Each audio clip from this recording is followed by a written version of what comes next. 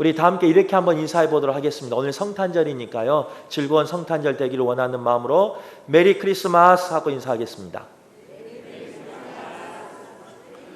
네, 요즘 마스크를 써서 그런지 아니면 날씨가 추워서 그런지 이렇게 성탄 인사가 자주 없는데 우리 성도들에게는 그런 성탄의 즐거움이 있기를 바라고 고백하기를 바라고 또 전파하는 우리 성도들 되시길 바라겠습니다.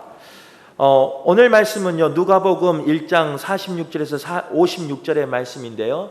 그 표제를 보면 마리아의 창가라고 이렇게 기록되어 있습니다. 오늘은 예수님께서 이 땅에 오신 성탄절이고 그 성탄의 기쁨을 우리가 나누는 절이 바로 오늘 성탄절입니다. 우리 그동안 대림절을 보내면서요, 우리는 그 성탄의 기쁨을 이웃과 함께 나누기 위해서 또 사랑의 쌀을 모으면서 함께 예수 그리스도의 사랑을 나누었습니다. 또 성탄을 축하하기 위해서 오늘 오후 예배는요, 우리 교회 학교를 중심으로 또 부서를 중심으로 그 성탄을 축하하는 성탄을 준비하는 우리 교회 학교 학생들도 있습니다. 또 우리 가정 가운데 그 성탄의 기쁨을 나누기 위해서 연인끼리 선물을 나누기도 하고 가족끼리 선물을 나누는, 그래서 기쁨을 함께하는 절기가 바로 성탄절이라는 거예요. 그런데 우리가 이 성탄절날 이 모든 기쁨과 모든 것을 나누는 것도 중요하지만 말씀을 통해서 놓치지 말아야 할 것이 있는데 그것은 무엇이냐? 하나님께 경배하며 하나님 앞에 예배하는 모습이라는 것입니다. 바라기는 우리의 모습 가운데 그 예배의 모습이 회복되기를 바라고 온전히 하나님 앞에만 예배하는 우리 모두가 되시길 간절히 바라겠습니다. 바로 그 사람이 누구였느냐? 오늘 본문에 기록된 마리아가 하나님 앞에 찬양으로 또 하나님 앞에 감사함으로 또 하나님의 은혜를 기억함으로 마리아는 하나님 앞에 예배한 사람이었다는 거예요. 바라기는 오늘 말씀을 통해서요, 우리의 예배가 회복되길 간절히 바라겠습니다. 첫 번째로 성탄절을 맞이하여 드리는 우리의 예배는 영혼과 마음을 다해 하나님을 찬양하는 예배가 되어야 한다. 우리 마리아의 그 예배의 모습을 통해서 우리는 볼 수 있다는 거예요. 마리아는 보잘것없는 아무도 알아주지 아니한 비천한 사람임을 오늘 본문에서 기록하고 있습니다. 그러나 그런 자신을 통하여 예수께서 이 땅에 오신다는 소식을 들었습니다. 그 소식을 듣고요, 기쁨도 있었지만 마리아에게는 두려움이 가득했어요. 그 이유 중에 하나는 처녀이었기 때문에 그래요. 처녀인 본인이 임신한다는 그 소식을 듣고요, 두려움과 죽음의 공포를 느낄 수밖에 없는 상황이었다는 겁니다. 당시의 율법으로는 처녀가 잉태하면요, 돌로 쳐 죽일 수밖에 없는, 그래서 죽임을 당할 수밖에 없는 그런 상황이었기 때문에 그렇다는 거예요. 하지만 마리아는요, 이 모든 것이 하나님께서 주관하고 계심을, 그리고 하나님께서 자신의 구원자 되심을 인정하기 시작했다는 겁니다. 천사들의 나타남을 통해서 또 여러 사람의 그 간증을 통해서 그는 이 모든 것이 하나님의 간섭하심이 또 하나님의 섭리하심임을 그는 고백하고 있다는 거예요. 그래서 어려운 상황 속에서도 오늘 본문에 보면요, 영혼과 마음을 다해 충만한 기쁨으로 하나님을 찬양하였다라고 이렇게 고백하는 겁니다. 특별히 오늘 읽었던 말씀 46절 하반절에 나온 주를 찬양하며에서 그 찬양하다는 것은요, 원어로 메갈리네이라는 단어를 쓰고 있어요. 하지만 이 메갈리레인라는 그 단어의 뜻은 크고 높여드리다라는 그런 원어의 뜻을 가지고 있답니다. 즉 마리아가 찬송한 그 찬송은요, 입술로만 찬송하는 게 아니에요. 그냥 속으로 읊조리는 그런 찬송이 아니었다는 거예요. 그는 크게 높여 하나님 앞에 찬양한 모습이 바로 마리아의 찬양이었다는 거예요. 진지하고 열정적이며 헌신적인 찬양이 바로 마리아의 찬양이었다는 겁니다. 또한 오늘 그 메갈리네이라는 단어는요, 과거형이 아닌 현재형의 단어를 쓰고 있습니다.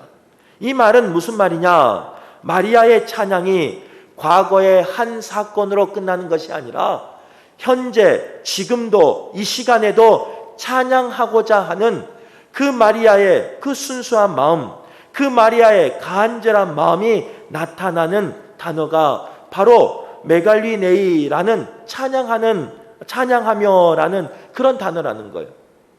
오늘 우리가 이 말씀 속에서 우리가 회복해야 할 찬양의 모습은, 예배의 모습은 무엇이냐? 바로 이 모습이라는 거예요. 마리아가 전심을 다해서 높여 찬양한 것처럼 우리의 입술이, 우리의 마음이, 우리의 온 몸이, 온 영이 주를 높여 찬양하는 그런 모습을 회복할 수 있기를 바라겠습니다. 그동안 우리가 3년 동안요, 코로나를 지내면서요, 우리가 쓰지 않아야 되는 이 마스크를 쓰다 보니까 찬양을 해도 찬양의 표시가 잘 나지 않아요. 그래서 우리는 때로는 어떻게 찬양하였느냐? 다는 아니겠지만 그냥 속으로 찬양한 분들이 많았습니다. 또 어쩔 때는 그것을 목사인 제가 권면하기도 했어요. 또 어쩔 때는 국가에서 여러 가지 미디어를 통해서 찬송 부를 때는 속으로 부르라, 아니면 그냥 찬송을 귀로 들으라 라고 말할 때도 있었다는 거예요. 여러 가지 감염병의 그 확산을 막기 위해서 그런 결정을 할 때도 있었고, 또 그렇게 요구할 때도 있었고, 그렇게 하기를 바랄 때도 있었습니다. 하지만 이제 새해를 맞이하는 우리에게, 또 성탄절을 보내고 있는 우리에게 첫 번째 회복해야 될 것은 뭐냐? 찬송이 회복돼야 되는데요, 소리 높여 찬양하는 그 찬송을 회복할 수 있는 우리 모두가 될 수 있기를 간절히 바라요. 마스크를 썼지만 그 속에서 소리 높여 찬양하는 우리 모두가 되시기를 바라고, 입술로만 소리 높이는 것이 아니라 내 심령 깊은 곳에서 소리 높여 찬양하는 우리 모두가 될 수 있기를 간절히 바랍니다. 과거형의 찬양이 되지 않기를 바라요. 현재 지금 나와 함께 하시는, 또 나를 도와주시는, 나를 인도하시는, 또 내 삶 가운데 약속을 지켜주시는 그 하나님을 감사함으로 지금 찬양하는 우리 모두가 될 수 있기를 바라요. 그래서 내 삶 가운데 고백이 내가 주를 찬송하였다라는 고백이 아니라 내가 주를 지금도 찬송하고 있다라는 고백이 저와 여러분의 고백 되시길 간절히 바라겠습니다. 마리아의 찬가를 통해서 우리가 회복해야 할 예배, 그 첫 번째가 바로 찬송이라는 거예요. 바라기는 말씀 듣는 우리 모두가 그 찬송을 회복하고 그 찬송으로 드리는 예배를 회복하여서 하나님 앞에 영광 돌리는 성탄절 되시길 바라겠습니다. 두 번째로요, 성탄절을 맞이하여 드리는 우리 예배는요, 우리에게 행하신 일에 감사해야 한다, 이렇게 말씀하고 있다는 거예요. 마리아는 예수님께서 자신을 통해서 이 땅에 오신 것이 고난이 아니라 하나님의 긍휼함을, 하나님의 사랑임을, 하나님의 은혜임을 고백하고 있습니다. 특별히 오늘 읽은 49절 말씀에 보면요, 능하신 하나님이 내게도 큰 일을 행하셨다라고 고백하고 있고요, 51절 말씀에 보면 그의 팔로 힘을 보이사라고 말씀하고 있다는 거예요. 하나님은 죄인인 나를 긍휼히 여겨주셔서 독생자를 보내주시고 그 독생자 예수 그리스도를 통하여 나의 죄를 도말하시고 나를 죽음에서, 사망에서 생명으로 건져주심을 마리아는 감사하고 있다는 겁니다. 그리고 그 하나님이 나의 구주 되심을, 그 예수님이 나의 구원자 되심을 고백하고 있는 본문이 바로 오늘 본문이라는 거예요. 그 능하신 하나님이 내게 큰 일을 행하셨음을, 그 능하신 하나님이 나를 건져주셨음을, 그 능력의 팔이 나에게 힘이 되어서 나를 살려주셨음을, 옮겨주셨음을 마리아는 감사함으로 고백하고 있다는 겁니다. 또 오늘 본문을 쭉 읽어보면요, 그 감사의 고백은 이렇게 나와요. 하나님의 능력에 대해서 감사의 고백을 하는데요, 비천한 자를 높이시는 하나님에 대해서 찬송하고 있고요, 줄인 자를 좋은 것으로 배불리셨음을 찬송하고 있는 걸 볼 수 있어요. 이것이 바로 마리아의 감사의 고백이라는 거예요. 자신이 비천한 자였지만, 자신이 연약한 자였지만, 자신이 죄인이었지만 여호와 하나님은 나를 높여주셨음을 감사하고 있는 겁니다. 내가 줄인 자여서 아무것도 할 수 없는 자였지만 여호와 하나님께서는 그 능력의 손을, 능력의 팔을 펴시사 나에게 좋은 것을 베풀어 주심을 감사하고 있다는 거예요. 우리가 이제 2022년 마지막 주일 예배를 드리고 있어요. 우리의 삶 가운데 회복해야 될 예배 모습 중에 하나가 바로 이 감사의 고백이라는 거예요. 한 해 동안 우리는 많은 고비고비가 있었습니다. 한 해 동안 우리는 많은 구비구비를 인생의 길을 건너왔습니다. 그 순간순간마다요, 우리는 다 기억하지 못하지만 하나님의 은혜가 있었다는 것을 기억할 수 있기를 바라요. 하나님이 나를 지켜주셨다는 것을 기억할 수 있기를 바라요. 하나님이 나를 높여주셨다는 것을 기억하며 사는 우리 모두가 될 수 있기를 바라겠습니다. 줄인 나를, 연약한 나를, 또 부족한 나를 주님께서 좋은 것으로 채워주시며 배불리 먹여주셨음을, 또 내 삶 가운데 부족함 없이 인도하여 주셨음을 오늘 마지막 예배를 드리는 2022년 마지막 주일 예배를 드리는 우리의 삶 가운데 감사로 고백하는 우리 모두가 될 수 있기를 간절히 바라겠습니다. 여호와 하나님은요, 우리를 내버려 두지 않으셨어요. 코로나의 그 팬데믹 가운데서도 우리를 지켜주셨고, 또 코로나가 걸렸음에도 불구하고 우리를 건져주셨고, 또한 모든 경제적인 어려움 속에서도 우리를 채워주시고 공급하여 주신 분이 누구시냐? 바로 여호와 하나님이시라는 거예요. 오늘 본문을 통해서 우리가 회복해야 할 두 번째 예배의 모습은 바로 감사의 모습이라는 거예요. 물론 지금까지도 감사하며 사셨을 거예요. 그리고 그 감사하는 마음을 이웃과 나누며 사셨을 거예요. 그 감사의 고백이 끊어지는 고백이 아니라 앞으로도 계속 이어지는 고백 되시기를 바라고, 그 감사의 고백으로 가득 찬 우리 모두가 되시길 간절히 바라겠습니다. 세 번째로 우리가 회복해야 할 예배는, 또 우리가 드려야 할 예배는 뭐냐? 약속을 지키신 하나님을 기억하라라는 것입니다. 하나님과의 언약을 저버리고 하나님을 떠난 삶을 살았던 이스라엘 백성이었습니다. 그래서 말라기에서 신약으로 넘어오기까지 영적인 암흑기를 거쳤던 이스라엘 백성이었어요. 그런데 하나님께서는요, 그들을 그냥 내버려 두지 않으셨습니다. 하나님이 그들을 통해서 약속하신 그 약속을 이루시기 위해서 하나님은 다시금 그 약속을 세우신 걸 볼 수 있어요. 우리가 새벽 예배 때 말씀을 묵상했던 것처럼요, 창세기 12장의 말씀에 보면 하나님은 아브라함에게 약속하셨습니다. 뭐라 약속하셨느냐? 장차 그의 자손이 창대할 것이며 그 모든 족속이 그들로 말미암아 복을 받을 것이라 약속해 주셨어요. 그리고 그 약속은 창세기 22장의 말씀에 다시 한번 확증해 주심으로 다시 한번 선포해 주십니다. 그리고 더 나아가서 아브라함의 그 약속은요, 아브라함에서 끝나지 않아요. 창세기 26장에 보면 아브라함의 아들 이삭을 통해서 동일하게 약속한 내용이 나온다는 거예요. 그리고 더 나아가서 창세기 28장의 말씀에 보면요, 이제는 아브라함의 아들 이삭의, 또 그 이삭의 아들 야곱을 통해서 같은 약속을 계속해서 하고 있는 걸 볼 수 있어요. 이는 뭐냐? 하나님께서는요, 우리에게 분명히 약속하셔요. 그런데 그 약속은 나의 당대에 끝나는 것이 아니라 나의 자녀와 나의 자손과 나의 후손을 통해서 계속해서 약속해 주시고, 그 약속은 꼭 이루신다는 거예요. 바라기는 그 약속의 이름의 열매가 오늘 예배한 우리 성도들 되시길 간절히 바랍니다.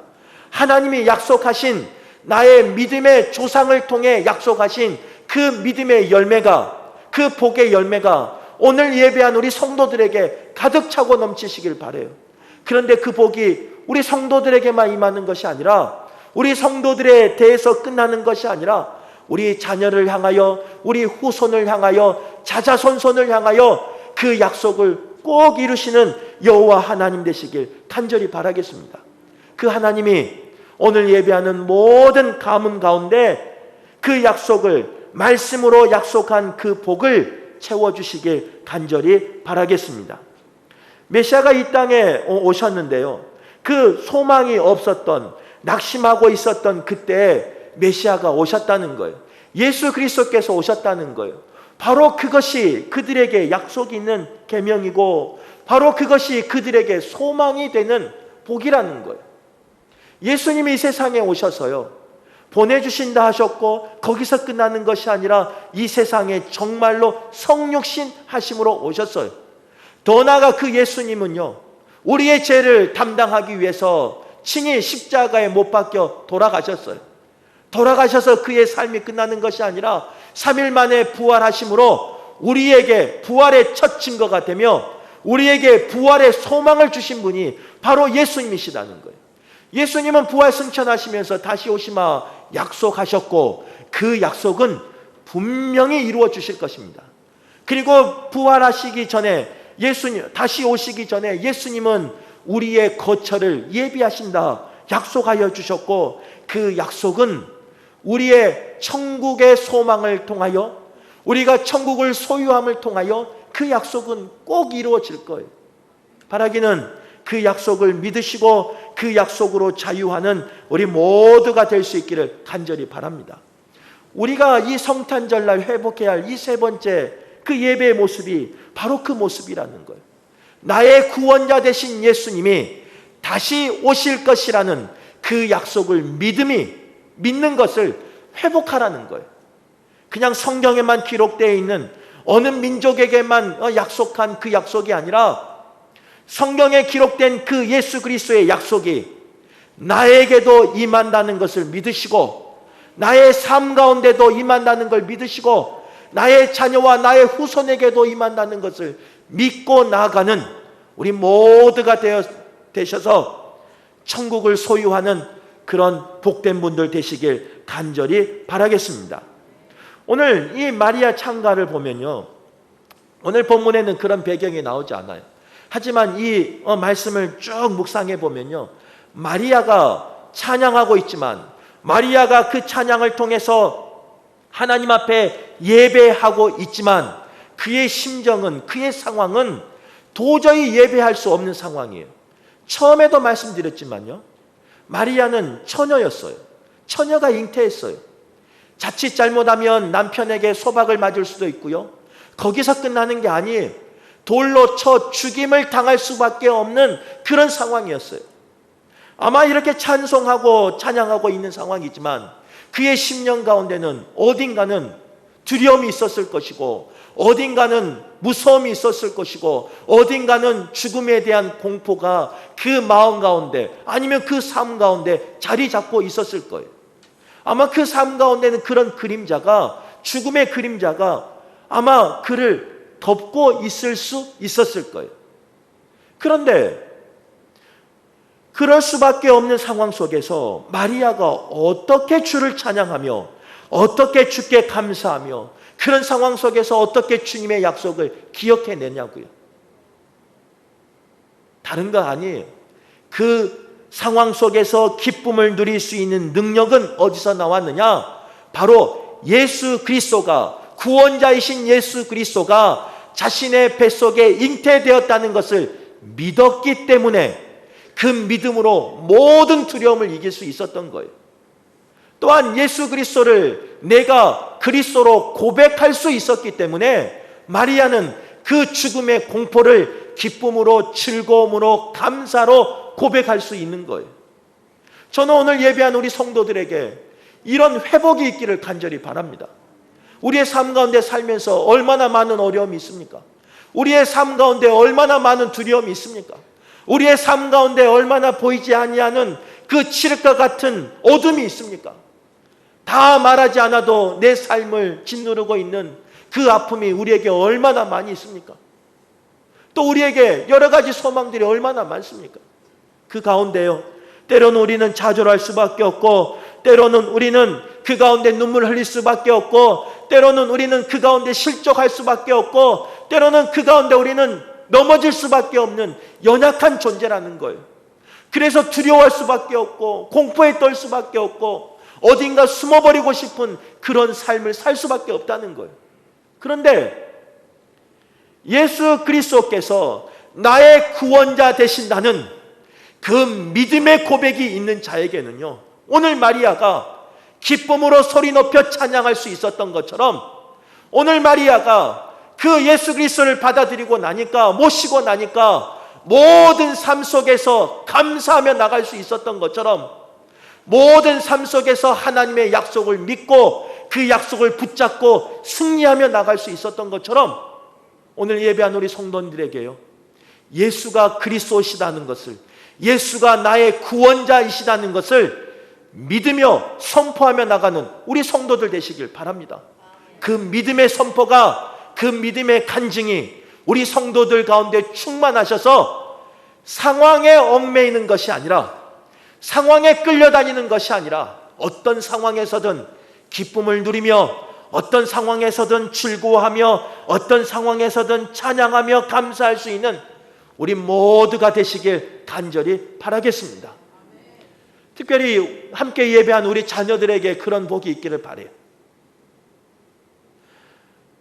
우리가 산 세상보다 더 험한 세상을 우리 자녀들이 살 수밖에 없는 상황이에요. 우리가 느꼈던, 우리가 경험했던 그 힘든 생활보다 더 어려운 생활을 갈 수밖에 없는, 시대적으로 그렇게 살 수밖에 없는 우리 자녀들이, 하지만 그 자녀들에게 예수가 그리스도라는 고백이 있기를 바랍니다. 그 자녀들에게 예수가 나의 구원자라는 그런 확신이 있기를 바랍니다. 그 믿음이 있기를 바라요. 그 씨앗이 우리 자녀들에게 심겨지기를 바라요. 그래서 그 씨앗이요, 언젠간 자라고 언젠가는 열매 맺어서 구원의 열매로, 기쁨의 열매로, 즐거움의 열매로, 회복의 열매로 가득한 우리 자녀들 되시길 간절히 바라요. 아무리 힘들어도, 아무리 세상의 마지막 때가 가까워도 예수를 구원자로 모시는 그 자녀에게, 그 백성에게 소망이 있는 겁니다. 마리아가 그랬어요.